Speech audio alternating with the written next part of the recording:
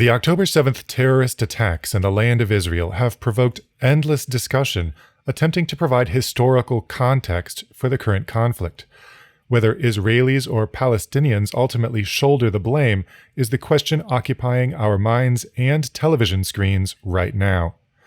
Our guest today is Jeremiah Michael from the Bram Center for Messianic Jewish Learning in Jerusalem, and he's here to give us one piece of the puzzle: Christian supersessionism, its connection to European and Islamic anti-Semitism, and how it has obscured the relationship between the people of Israel and the land of Israel throughout history, denying the right of the Jewish people to exercise sovereignty over the land God promised them. Put your hand in mine together.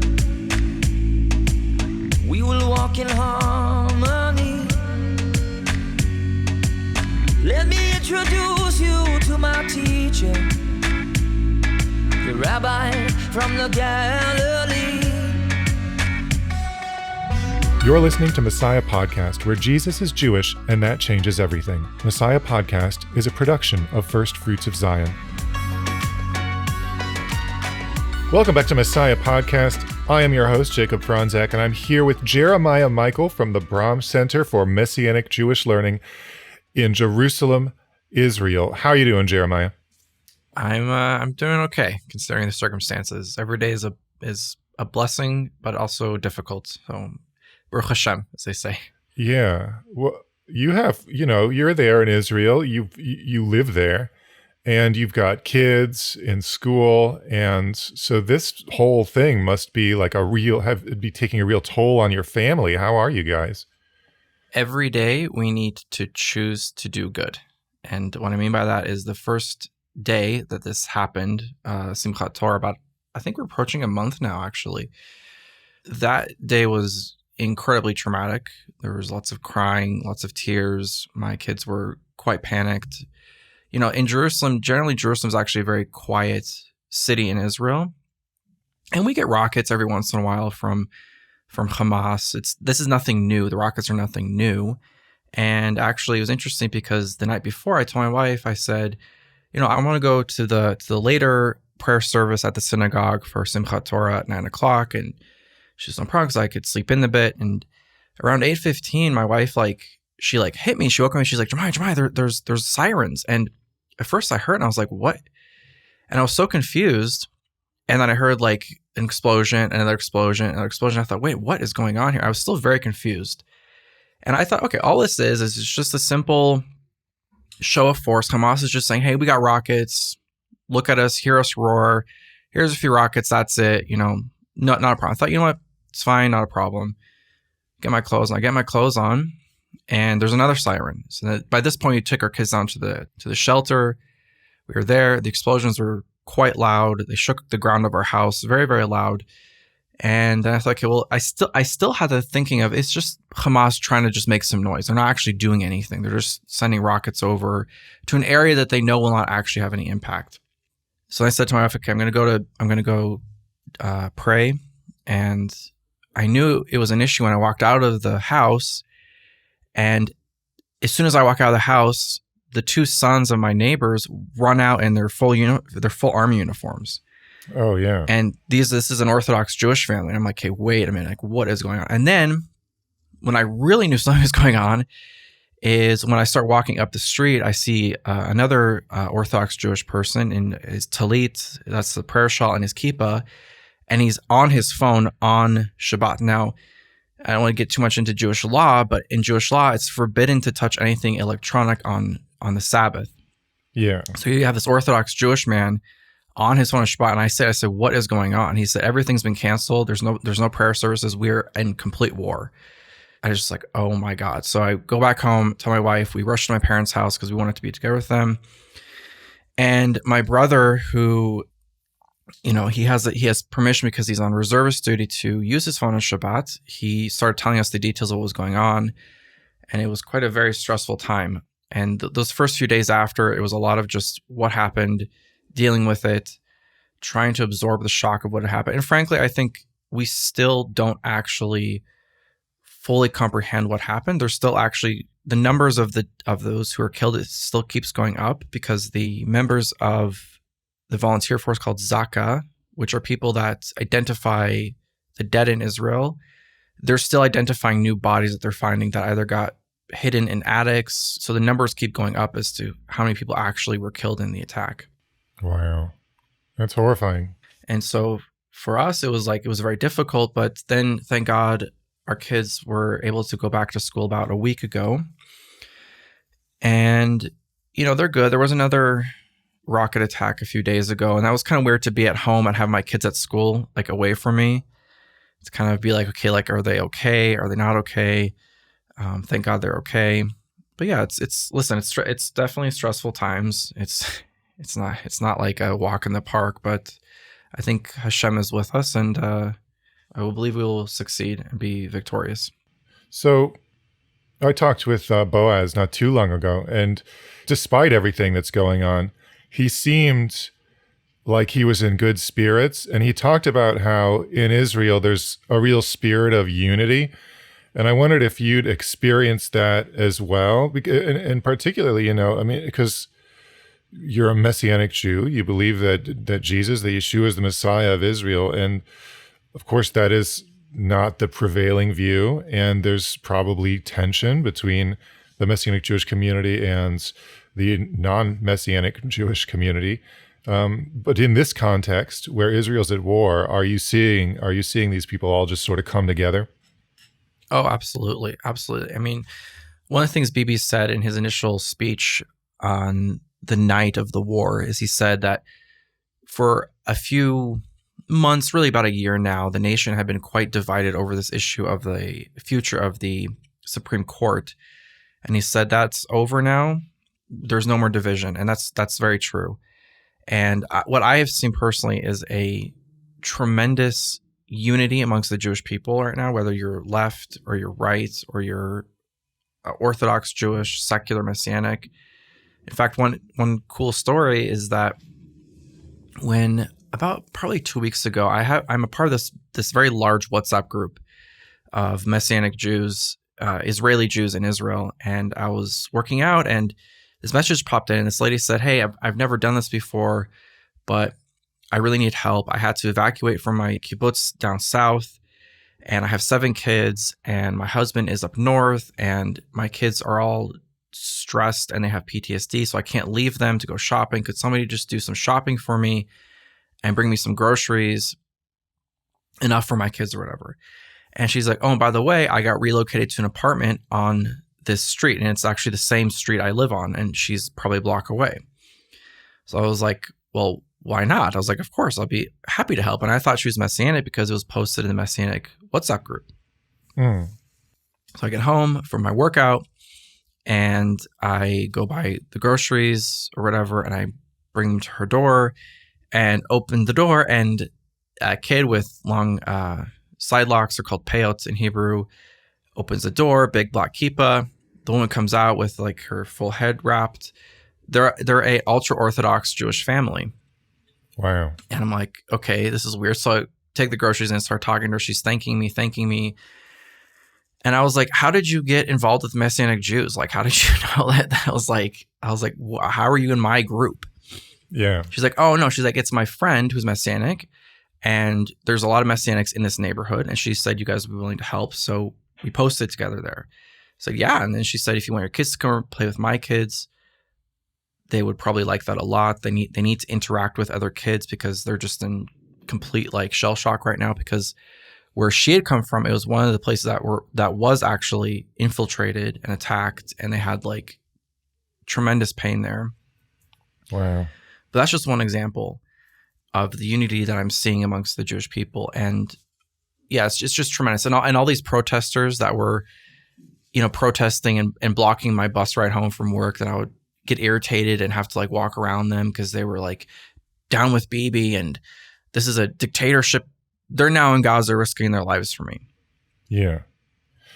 Well, I'm sure that this is going to be a formative experience. I was just, as an analogy, not a very good analogy because I was in no danger at any time, but I was in high school during 9/11.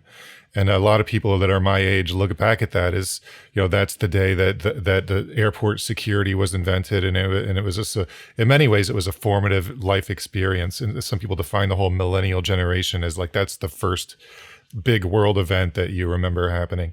And I'm thinking about people in Israel now, there's kids right now for whom this is like a core memory and a life altering event. But I wondered about you personally.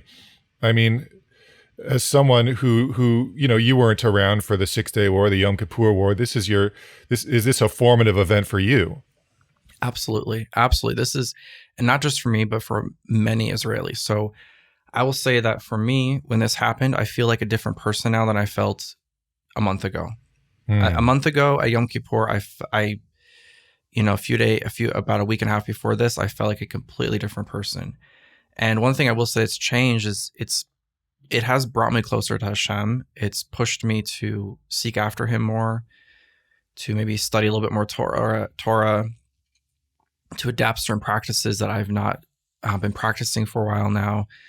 But it's also changed me politically as well, and it's changed a lot of Israelis politically. So I don't know how controversial this will be for our audience, but for a long time, I actually had supported a two-state solution. And I actually supported it so much that in the past 2 elections, I voted for left-wing candidates actually to implement that solution. But I can tell you that at this point, that is a idea that I completely no longer embrace, because I feel like it would be it's proven to be a disaster, right? And in fact, even like probably the most left-winging Israeli academic thinker, Yair Khosroni, very far left, like let's go back to 1948 borders, far left, like super, super far left. He's now just on an absolute campaign to say, take over Gaza, occupy it, no stay for the Palestinians, drive them all out. Like, he's done a complete 180. And you see a lot of that actually here. A lot of leftists basically saying, yeah, that was a nice idea for peace, for two-state solution, but that's actually a really stupid idea, and we can't work with these people anymore, because you cannot have peace with a people group that literally fantasizes about your death and destruction. And when there's an attack, when Jews are blown up, they're passing out cupcakes and candy to their kids. Like, this is not a people group that you should be having in your backyard with the state. Now, I don't know what will happen. The United States might force a two-state solution. That might happen. And if that happens, then maybe it's God's will that it happens. I don't know.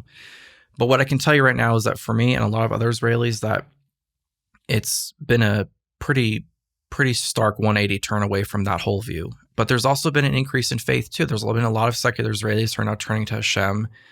A lot of soldiers are asking for books of Psalms and to wear talit katans, that's the garment with the fringes on it. There's a stirring and there's a unity. But I think the greatest thing that we as the Jewish people were lacking, I think, before this was unity. And I think that we're definitely coming together and we're unifying. And so that might have been a sin that caused this, but I think we're doing a good job repenting from that and coming together as a nation again. Wow. Heavy stuff. So we have you here on the podcast today to mine your depth and wealth of knowledge of the sort of historical context of this whole thing, this whole conflict, because it is a conflict that, at least from the perspective of someone who doesn't live there, this is part of a conflict that's been going on for a long time. And a narrative that's very popular right now is that the conflict started in 1948.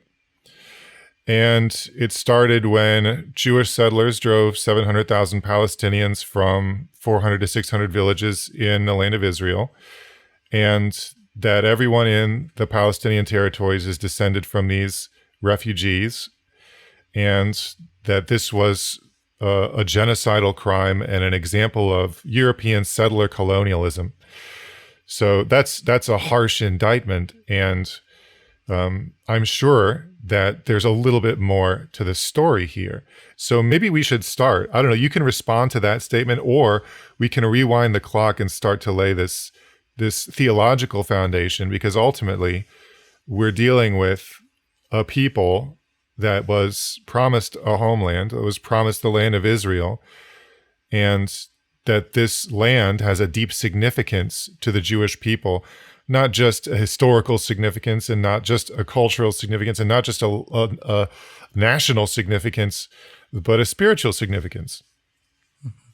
Absolutely. I think you're right to say that, people think that, okay, this war started on May 14th, 1948, when the State of Israel was declared. Well, it didn't start then, and it definitely didn't start on October 7th, 2023. It starts much, much further back, right? And this is actually a war that's actually rooted in a spiritual war. But we'll go back to that, but I just want to talk about the 1948 thing real quick. And that expulsion in Arabic is called the Nakba. And really, though, if you think about it, what happened was Israel agreed to the UN partition, which for the Jewish side actually was a pretty crappy partition. But they said, no problem, we'll take it. It's either this or the German concentration camp ovens. We'll take the partition. The Arabs didn't agree to it. And the Jordanians and the Egyptians said to those people, move out of the way. We're going to come in. We're going to push all the Jews into the sea. And then you can move back into your houses again. So really, the Nakba, what people are mourning, and I don't want to place charges of anti-Semitism on anybody, but when people talk about the Nakba as a tragedy, the tragedy you're actually talking about is the failure of Arab states to genocide Jews out of Israel. That's basically what it is. You are disappointed that the Jordanians and the Egyptians and the Syrians failed in their stated goals to wipe the Jews out of the state of Israel. Other thing I'd like to say too is that, listen, war is brutal.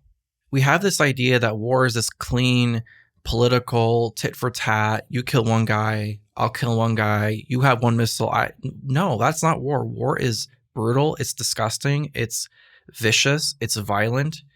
And in the context of war, I'm sure the state of Israel probably did do certain things that maybe if we were to do them again now in 2023, it would be a bit different. But that's war. It's like, I'm sorry, but that's war. When the United States goes in and it firebombs Tokyo after Pearl Harbor, that's war. Okay?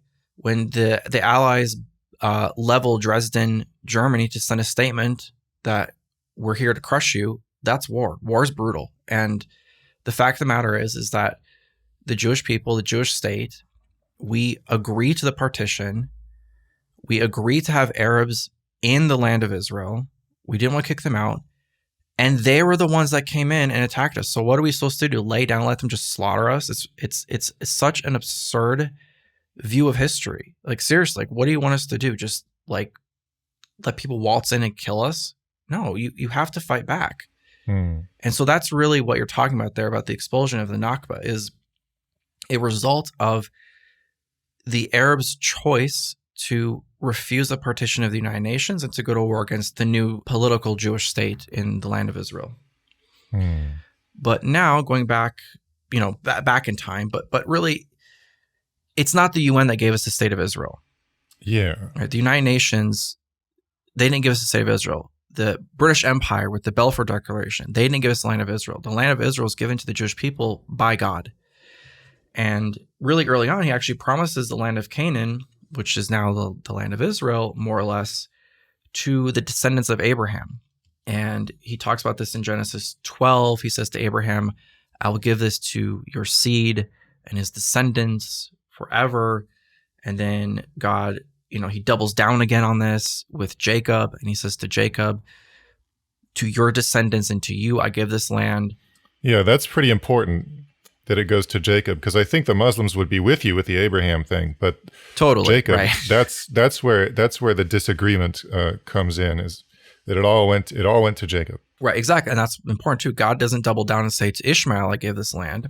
He does give Ishmael, the forefather Muslims, a land. He says, I'll give them, they'll become a mighty tribes around the world, but specifically the land of Canaan goes to Jacob, right, who is a descendant of Abraham, and then to his descendants.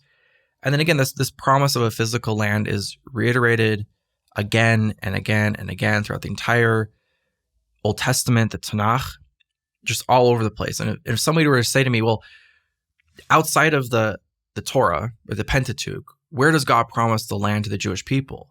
Are these prophetic promises? I would just give them the entire Bible. I'd say, I can't give you a verse because it's the entire Bible. When the Jewish people went into exile, the exilic prophets, that was a huge theme for them. It's like God still gave you the land to Abraham, Isaac, and Jacob, and he's going to bring you back, and everything's going to be all right. You're going to come back into your land, and it'll produce food for you. And well, yeah, you could look at, like, for example, Jeremiah 29. God says, listen, you're going to exile, go into exile, get married, plant vineyards, have houses. Basically, like, don't fall into apathy in exile. Still live good lives, but I'm going to bring you back to the land of Israel. And Ezekiel, he's prophesying from a state of exile.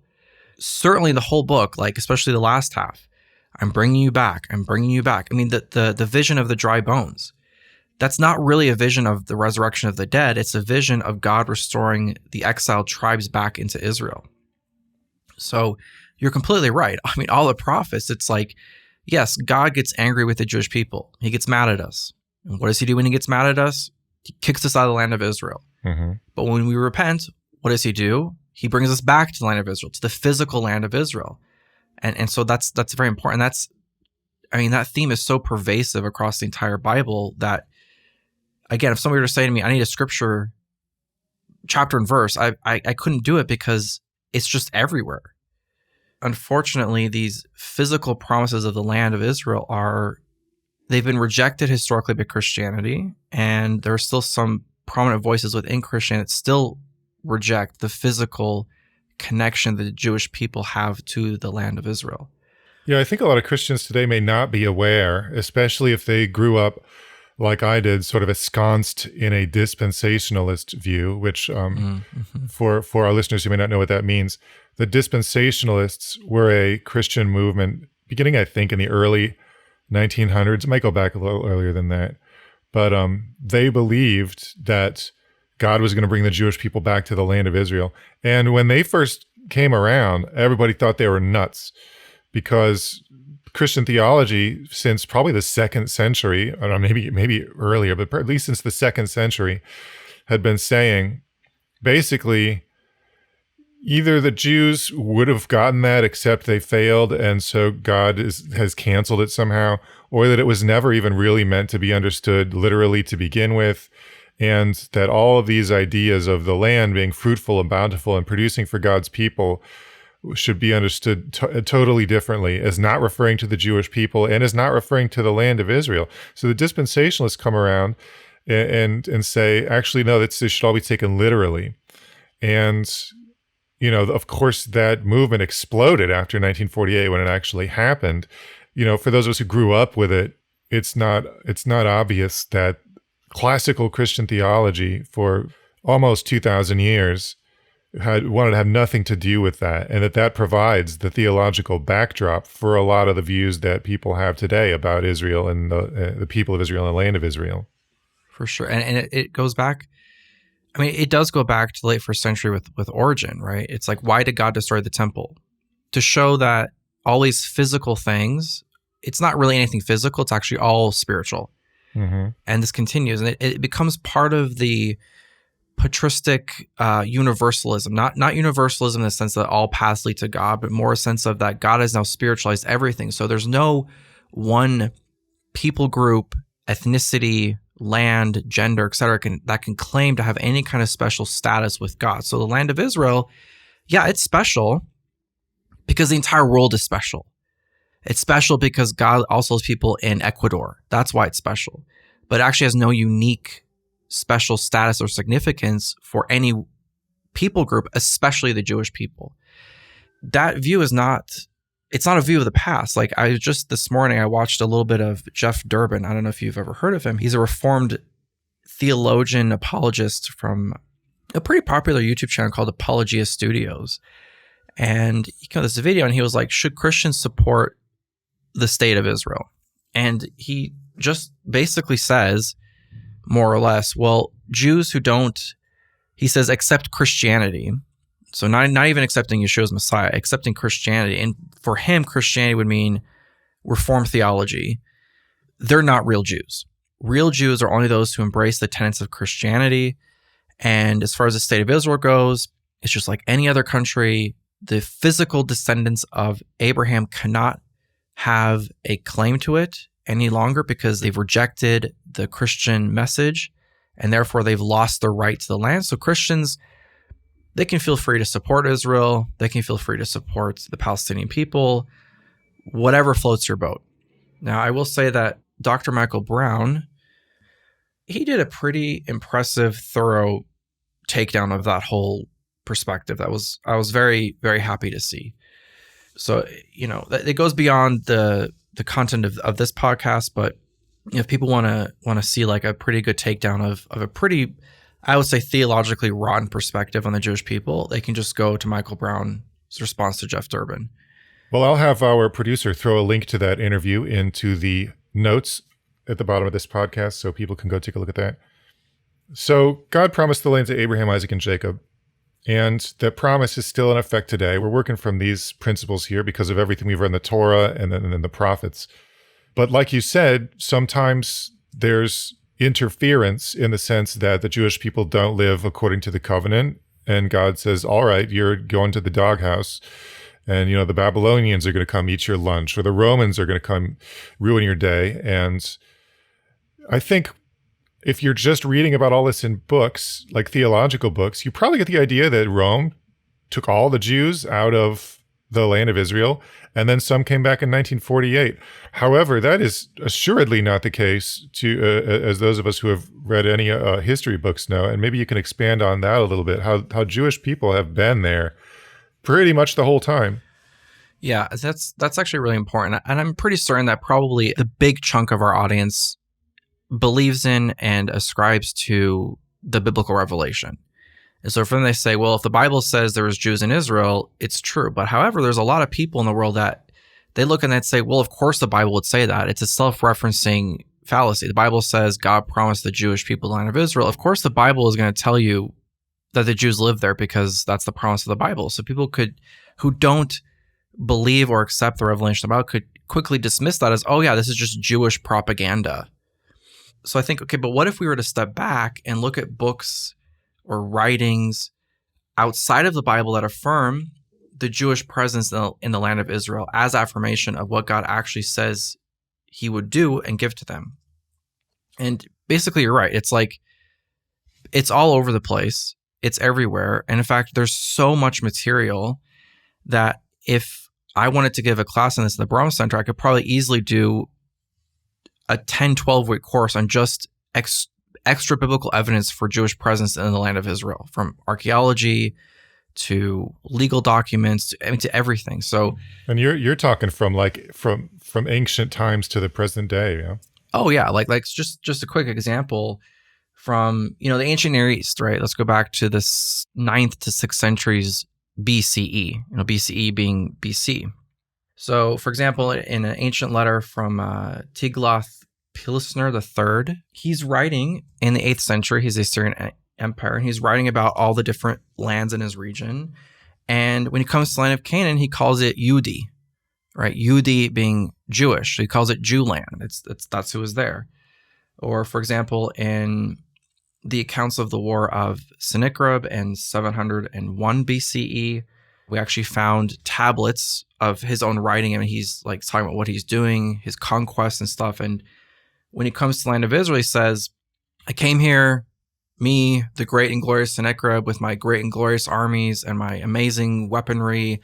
And I came to the land of the Judeans, and I trapped Hezekiah like a bird in a cage. And I took the higher society there. I took them all into exile, et cetera, et cetera. Now, well, interestingly enough, a couple things there. He calls it the land of the Jews. Mm-hmm. There's a extra biblical evidence of the kingdom of Hezekiah and of the exile. Now, what's interesting, though, is he doesn't come and say, I'm freeing this land from the Jewish occupiers and giving it back to the original Palestinians. He says, my great and glorious God has given me these amazing, glorious weapons, and look what he's doing to me, because I now have defeated the God of the Israelites. For him, it's a statement of, this land has been given to me by the gods, and this is my time to shine. and I'm going to shine by taking Hezekiah to exile or trapping him in Jerusalem. But it's not anything to do with, oh, I'm freeing this land from these occupier Judeans. Yeah. And then, of course, moving into the Roman period, I don't even need to cite sources. There's so many Roman sources that talk about the Jewish presence in the land of Israel, coinage, and you find coins that say, like, Judea, land of Israel, pagan Roman sources like Pliny the Elder that talk about the Jewish presence in the land. It's literally all over the place. And in fact, so much so that after the Second Jewish Revolt in 135 CE, that was led by Bar Kokhba, the Romans basically are like, listen, like the Jewish attachment to this land is so strong, which is why this keeps causing all these rebellions and revolts, that we have to not only drive them out of the land, we need to actually whitewash it by changing the name from Judea or Yehuda to Palestina. And then not only are we going to do that, we're going to change the name. We're going to level all the synagogues. We're just going to flood the area with pagan temples, flood it with Gentile residents. We're going to drive all the Jews out because we have to break this Jewish connection to the land here because it's so strong that they feel like their only option against us is to revolt. And so really, to bounce back to our day and to, yes, make a political statement, the name Palestine is actually rooted in a type of anti-Jewishness. I would even say anti-Semitism, which was rampant in Rome. To sit back and say, this isn't Jew land, this isn't Judea, this is Palestina, this is Palestine.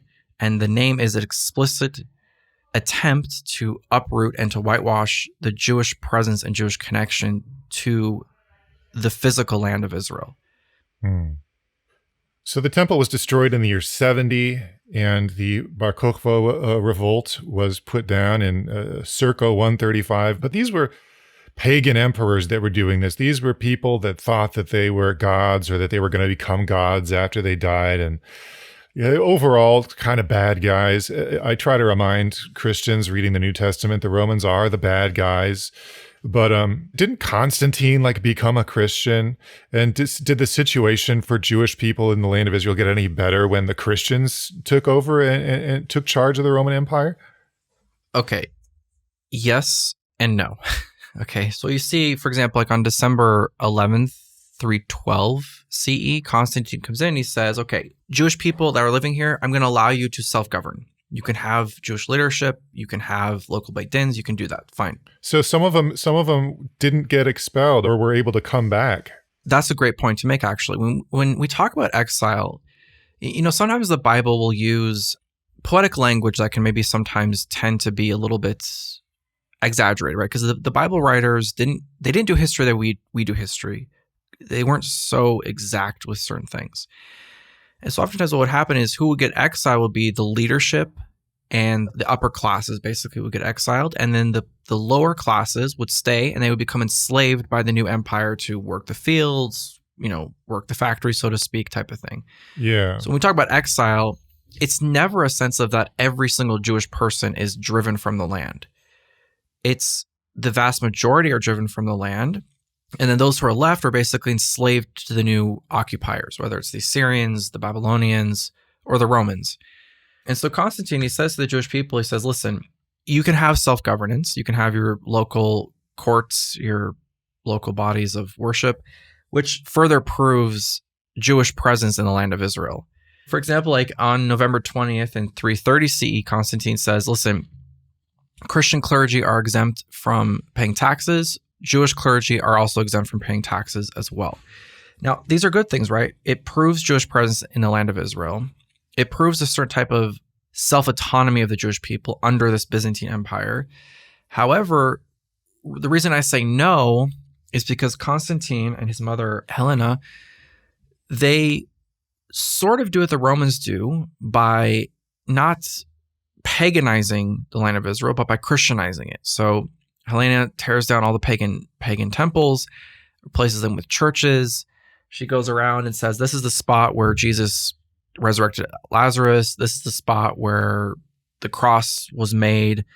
etc. Hmm. Now, this is a step in the right direction, right? We're moving from outright paganism to at least a religion that believes in God, has a connection to a Jewish man, the Messiah, Yeshua. However, what it does for future generations of Christians is it sits back and says, oh, this is our land now. This is now Christian land. This is no longer connected to Jewish people. It's now connected to Christianity. And if Jews reject Christianity, then they don't have a right to this land, because the story of this land, as N.T. Wright would say in his book, The New Testament, the People of God, it all culminates in the Christian message. And so if you don't accept this Christian message, which has now been fortified here by all these churches and historical sites about the Garden Tomb, etc., Yeah. then you're rejecting the culmination of the promises of God in the Old Testament, which have become manifest in Christianity. And therefore, you, as a Jewish person who reject that message, you have no right to claim this land as your own. And that's why I say yes, but also no at the same time. And then just one more thing about Constantine is one bad thing too, is that he cuts off the Jewish connection to Jerusalem. Oh, no. And basically it's like, hey, Jews can come here, you can live, outside of this area, self-governed, but don't come into Jerusalem. And he allows them to come into Jerusalem once a year for Tish B'Av. Tish B'Av is the 9th day of the month of, on the Jewish calendar, Av. Typically it falls around late July, early August time. And it's the day that the temple is destroyed. And he allows them to come to Jerusalem to mourn the destruction of the temple. You can certainly see how the Roman/Christian empire, how a theology would develop that says, sort of the end of history is here. We won. The Jews are irrelevant, and that they could hold up the fact that, hey, look, we have possession of the Holy Land as evidence of that. But I imagine that when the Rashidians came in and took the land of Israel from the Byzantine Empire, I wonder how that changed the theology there, because now they couldn't say that anymore. So, and they started getting to work right away. I mean, I think within 50 years or something, they built the original Dome of the Rock, and they really sort of Islamicized or Arabized or whatever the word is. They really purposefully changed the character of the land at that point. Did they have the same idea? Were they thinking, haha, now we have the Holy Land. This means that God has blessed us, and this is the real end of history, and the Christians were wrong, and we can prove that we're right because we took over Jerusalem. I mean, is that what's going on there? Yeah, that's a really interesting lead into, I guess, the discussion about Islam's connection to the land of Israel. And the religions we're talking about now, Christianity and Islam, the issue is that all of them have to in some way be rooted in a type of supersessionist theology. And what's interesting, though, is just one quick thing to remember is that Islam, which begins in the 6th century, it actually was originally viewed as a Christian heresy. Oh, yeah? Right. So Islam is not like this type of thing where Muhammad was in Arabia and he woke up one day and he got a vision from Gabriel, the angel, and Gabriel's like, here's the Quran. That's sort of the Muslim perspective of how things developed, but scholarship based upon how other religions interacted with Islam, so Christianity and Judaism, basically says that Islam began as a heresy of Christianity. Okay. And so what happens is Muhammad, he's being raised by his uncle, who is an Assyrian Christian monk by the name of Sergius, who had all kinds of heretical ideas, certain things like Arianism and other heresies. And this influences Muhammad. And Muhammad kind of takes like bits of the Old Testament, he takes bits of the New Testament, he takes a little bit of Jewish theology, a little bit of Christian theology, and he mashes it all together. And this becomes what we know today as the Quran, or as Islam. Okay. But all early interactions with Islam from Christians, they all point to this and say, this isn't a new religion. This is a heresy of Christianity. And one of the first people to know this was Saint John Damascene, who lived in Damascus at the time, which was the epicenter of Islam at the time before it spread into Arabia, and then through Arabia to the rest of the Middle East, and then to North Africa, and then to Spain and other regions. he was like, yeah, this is just a straight Christian heresy. Now, if we think about that, though, if it's a Christian heresy, it's going to have within its DNA certain theological positions that were in Christianity. Remember, heresies are not a new religion. Heresies are always a deviation of the religion with just slight changes and adaptations that the orthodox in the religion cannot accept. And so within the DNA of Islam is Christian supersessionism. He's taking a little bit from the Old Testament, a little bit from the New Testament, and a little bit from Christian theology, of which is supersessionism. We have replaced the Jews as the new revelation. But Muhammad, he takes it a step further and he says, okay, the Jewish people received the Torah. That was a revelation. The revelation became a little bit more advanced with Jesus and the New Testament, which is actually why Muslims have a very high view of Jesus, actually. And then Muhammad's like, well, now I'm the new kid on the block. I'm the final revelation that supersedes not only the Jewish revelation, but also the Christian revelation. But because I'm the new kid, I'm going to absorb a lot of the theology and ideas of these two religions, but also adapting and changing where I see fit.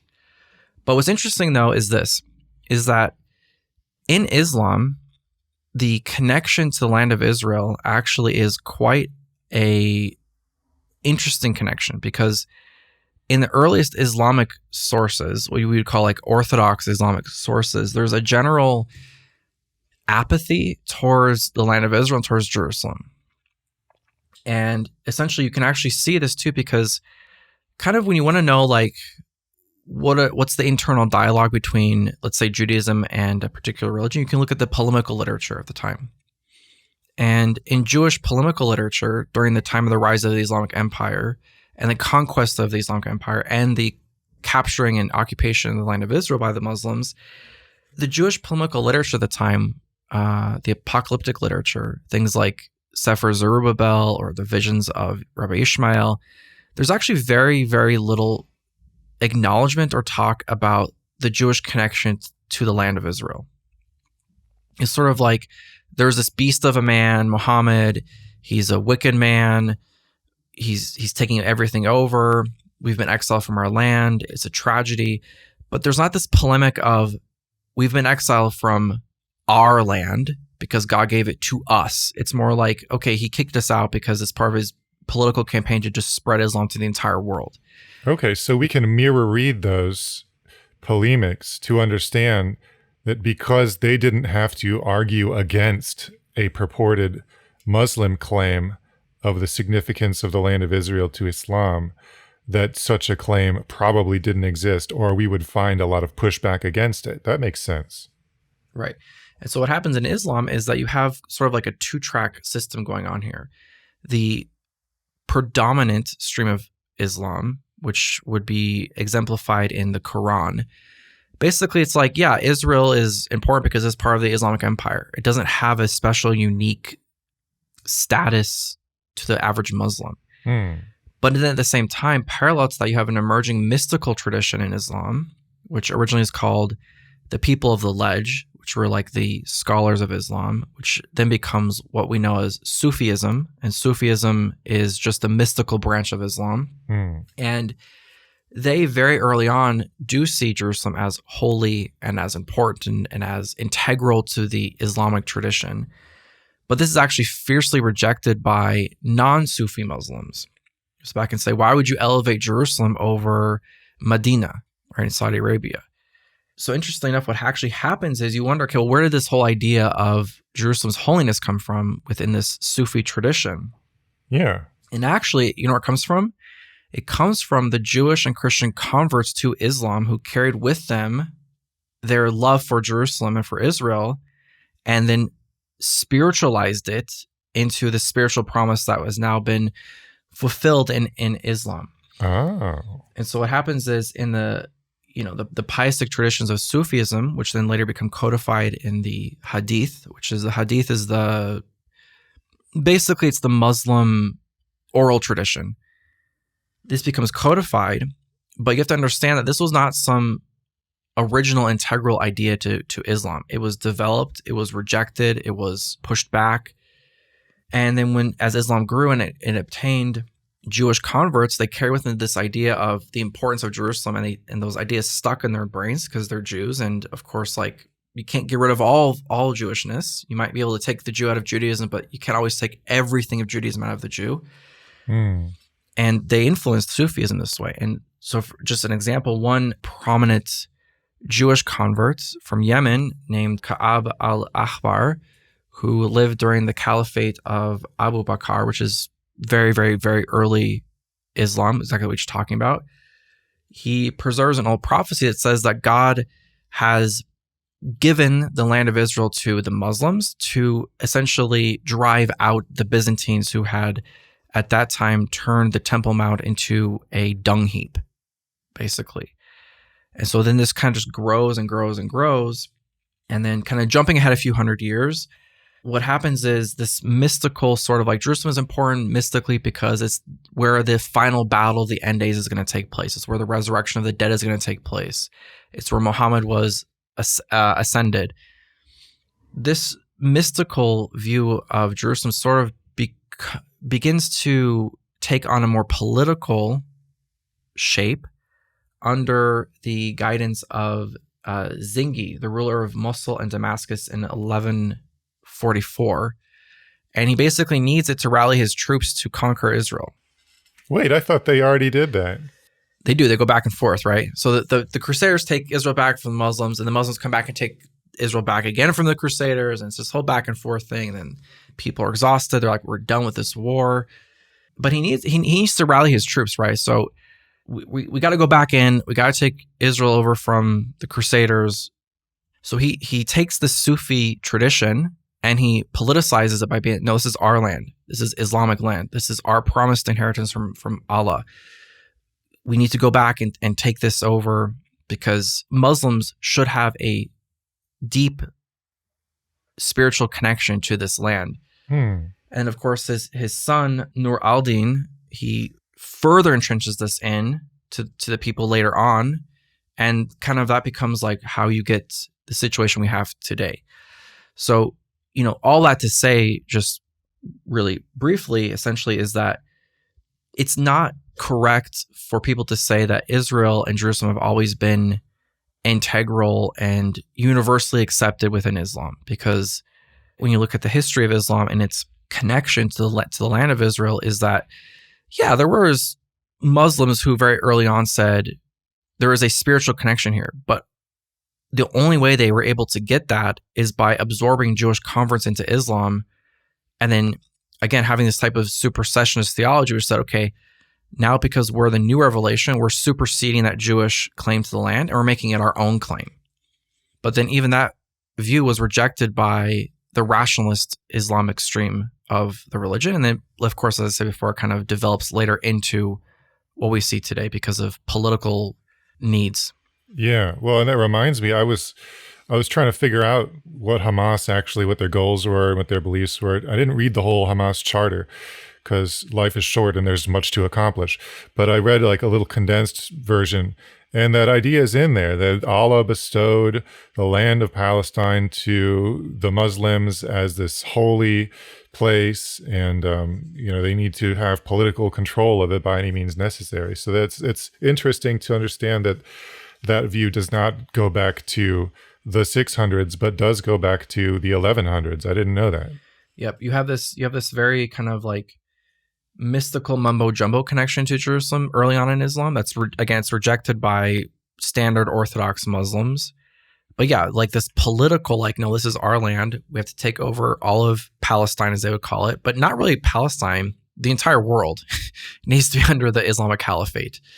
And I actually did read the entire Hamas charter, and I sort of regret that I do, but it was just lots of death to the Jews, death to the Christians, death to Americans, lots of that kind of stuff.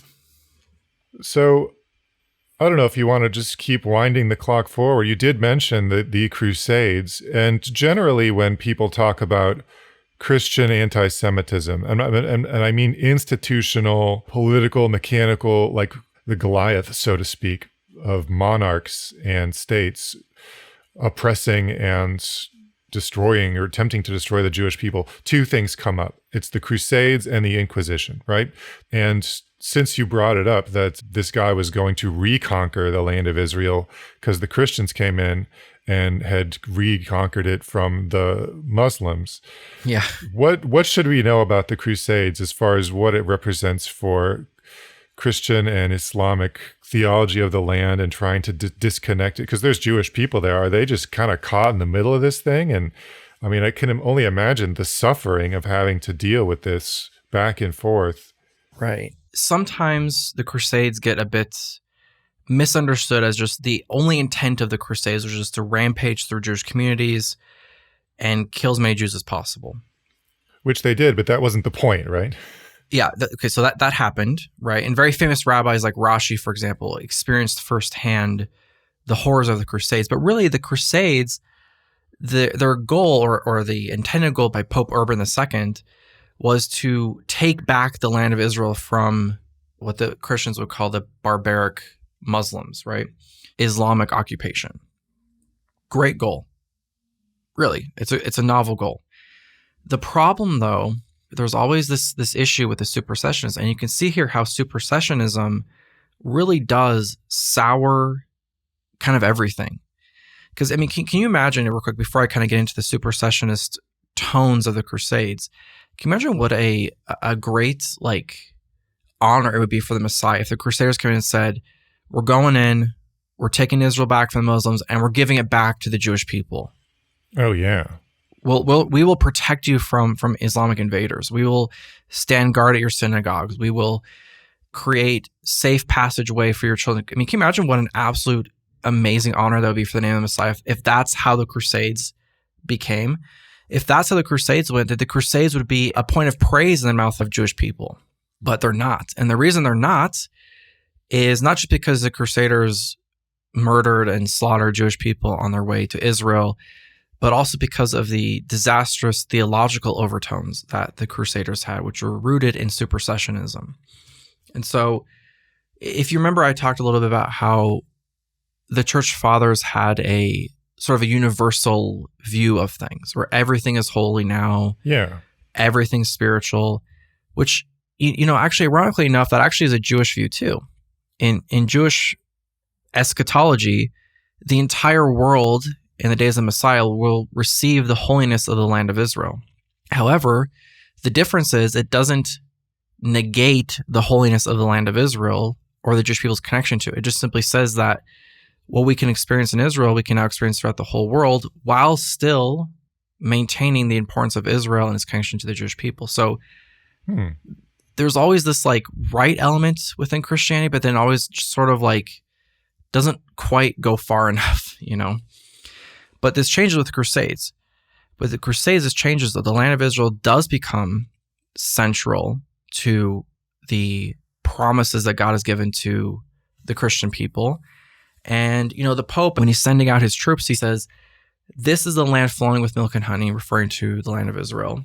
Now go and take your inheritance, for you are the nation who has inherited Jesus, and you will, through your blood and your friend's blood, sanctify this place, the land of Israel. And so for the Pope, it's not just, it's land of Israel is great because everything's great. It's like, no, you as the Christian nation, you have replaced the Jewish nation. You're now the real people of Israel. And the people of Israel were promised a land, and that land is the land of Israel. So now go and take possession of your inheritance. And so because you have this overtly supersessionist view in the Crusades, and it's preserved in works like for example, the Karima Burna and the poetry of Robert the Priest, of just like, this is our land, this is Christian land. God promised it to us. When God says in the Bible in Isaiah, I will restore your captives to Israel, that's the Christians. You could see the Jewish polemical response to that then does become, no, this is our land because God gave it to us, and we are the inheritors of this land because we are God's people. And you see that sharpening of that polemic that you don't really see with Islam. For example, one of the verses that the Crusaders would recite as they're going to Jerusalem was Isaiah 66, verses 6 through 9. And I'll just read this real quick, just kind of get the biblical context here. So Isaiah 66, 6-9 says, "The sound of an uproar from the city, a sound from the temple, the sound of the Lord, rendering recompense to his enemies. Before she was in labor, she gave birth. Before her pain came upon her, she delivered a son. Who has heard such a thing? Who has seen such a thing? Shall a land be born in one day? Shall a nation be brought forth in one moment?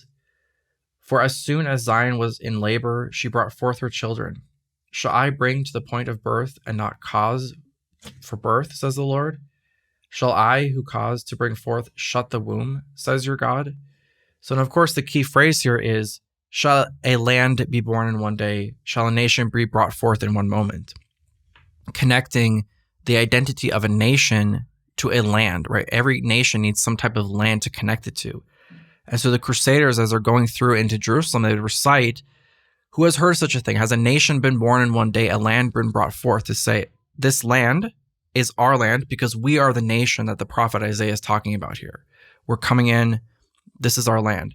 And so the Jewish people, they're looking at this, and this is causing a theological crisis for the Jewish people to sit back and say, wait a minute, I thought that God gave the land of Israel to the Jewish people. And now it's not just like the Muslims. The Muslims basically come in and say, yeah, this is part of our political caliphate. Move out of the way. We're taking Israel over. And by the way, we're going to keep marching until someone stops us. Yeah. The Christians are coming in, and the Christians are saying, no. See, your God has replaced us, or you, with us. And all these promises that your God gave to you, they're now our promises. And we're coming in, we're taking over, and we're the nation of God now. We are the nation of Israel now, and this is our land. So, of course, this causes a lot of pain within the Jewish people because not only has there been massacres of Jewish communities on their way to the Holy Land, now we're actually doubling down and saying, and by the way, your God that you think is going to save you, and he's actually affirming all of this by our occupation of the land of Israel. And so just as a response to this, for example, one rabbi from Germany, Rabbi Yosef Kara, not to be confused with Yosef Cairo, who was the author of the Code of Jewish Law, but Yosef Kara, writing on the same verse from Isaiah, he flips it and he says, what this refers to when it says the sound of an uproar from the city does not refer to the Crusaders coming in, as they interpreted it. He says, what it refers to is when the cry of the children of Israel come before God from the violence done to them by the sons of Rome. Now, sons of Rome is a Jewish euphemism for Christians. Yeah. So he takes the same verse that was used by the Crusaders to say, hey, look, this is our inheritance. We're coming in hot. He takes the same verse and says, this is about a tragedy of the Jewish people crying out to God for the violence done to them by Christians, by the Crusaders, in the name of Christianity. And if you look at Jewish poetry from that time, you see a lot of people like, oh, thank God for the Muslims, thank God for Saladini, because we're now free from the sons of Rome, which are Christians. And so, okay, just one quick note here before I talk about this. The Jewish relationship with Islam is very helter-skelter. Sometimes it's really good, and sometimes it's really not so good. And so just because you have good times doesn't mean that Islam is always a great religion for the Jewish people. So, for example, the Rambam, he writes in his Code of Jewish Law, he says, has there been any empire that has been more cruel and vicious and barbaric towards the Jewish people than the Islamic Empire, Islam? So there's good times and there's bad times, but under the conquest of the land of Israel by Saladin Zlach al-Dani, it was a good time between the Jewish people and the Muslims. And what you see is that the Jewish people, they interpreted the conquest of Saladin as an act of God, that God had put it within Saladin's heart to come in and to free the land of Israel from the Crusaders, to allow for Jewish people to come back into the land of Israel. Poetry always expresses the deepest emotions and feelings of the heart. You have a poem written by a very famous Spanish poet, contemporary at the time, Yehuda El Akhzari. And he goes to Israel. He writes a poem about a conversation between him and a Jewish guy that had come to the land of Israel. Now, I did not have time to do a proper translation of the poem, so none of the meter is going to work, and it's not going to sound like a poem in English, but in Hebrew it does. It's very poetic. Okay. The poem starts, I said to this Jewish person, why did the Jews come to this city, Jerusalem? He said to me, they've been here since the day the Ishmaelites sieged the city, Ishmaelites being the Muslims. And I said, why then would the uncircumcised not let you dwell here? The uncircumcised are the Christians. So he's saying, well, where do all these Jewish people come from? And the Jewish person says, oh, they came back when the Muslims conquered Jerusalem. And so the poet, he's like, well, the Christians are also not Jewish either. So why would they not let you be here? And the Jewish person responds, is on account that they say we killed their God and we are a disgrace to them, so we cannot be in their presence. And I said, okay, well, what caused the Jews to come back to this place? He said, for the Lord was jealous over his name and he had mercy on his people.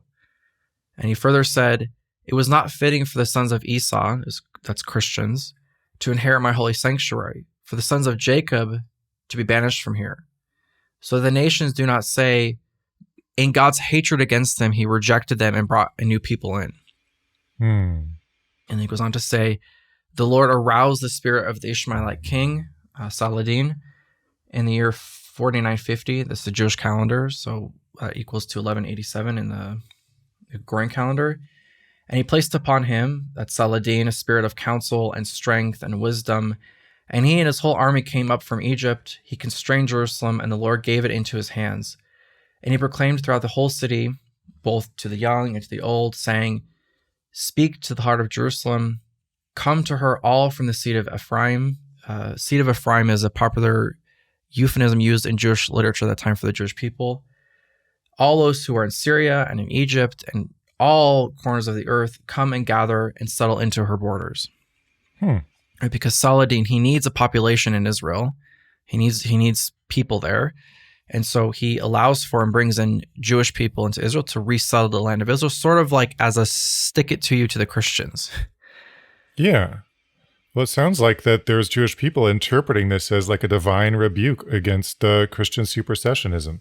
Exactly right. So they view this as a rebuke.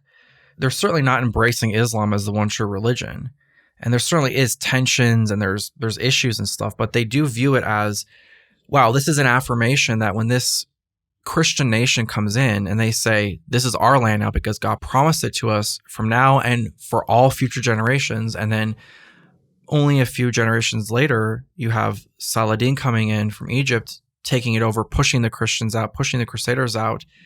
That is viewed by the Jewish community as an act of God. And it was celebrated, not because they're celebrating Islam, but because they're celebrating the affirmation that, okay, we're still not in control of this land. This land is in control of the Muslims now, and then it becomes the Ottoman Empire. And it's really at this point not until 1948 that it goes into the hands of the Jewish people.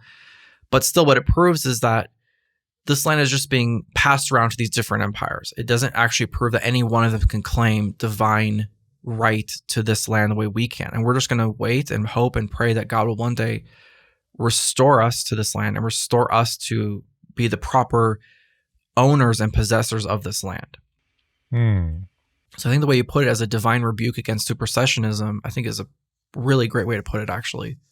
It certainly needed the rebuke, although I don't think you really see these massive shifts in Christianity or in Christian theology toward really actually believing the land of Israel is a perpetual inheritance of the Jewish people until much, much later. So perhaps the rebuke was not heard, but we are going to run out of time, and maybe we should fast forward a little bit. And I want to be able to help people connect the dots between that time and 1948, because I think, again, there's a perception that everything was hunky-dory and the relationship broke down only in 1948. Unfortunately, within Islam, so Arab people, there is a rampant, deeply rooted generational anti-Semitism that does exist. And that is very unfortunate because it has caused for a lot of problems in the Middle East. They did a poll in Lebanon about a week ago, and they asked, did you support Hamas's October 7th military campaign. Now, to be fair to the people who are asked the question, I don't know how much of that information was censored from them, so I don't know how much they actually understand what happened. But the point is that of those polled, 95% Sunni Muslims said, yes, good idea. 98% Shiites said it's a good idea. But shockingly, of the Christians who were polled, 60% of them said that they were in favor of what Hamas had done on October 7th. Wow. Now, again, I don't know what kind of information they received. They could have just been told, oh, they only killed IDF soldiers, and because censorship in the Arab world is so heavy. So I don't know what these Arab Christians are seeing, but there is a problem with anti-Semitism amongst Arabs, whether they're Arab Muslims or Arab Christians. It's a big, big problem. And I know this is like a very heavy topic probably for our listeners to be hearing all this stuff about, and I'm in no way trying to bash or make modern Christians feel bad. All I'm simply trying to show is that theologies like supersessionism can lead to some very dark places.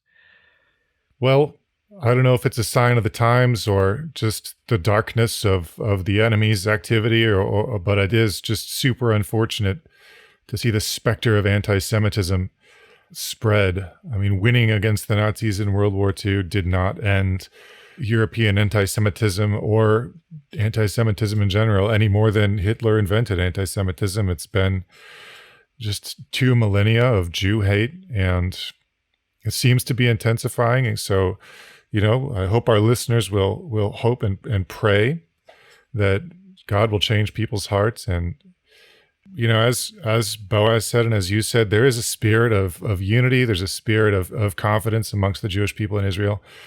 And, maybe as a little palate cleanser, why don't you tell us what are your plans to do after the war, or tell us about a good book you've read lately?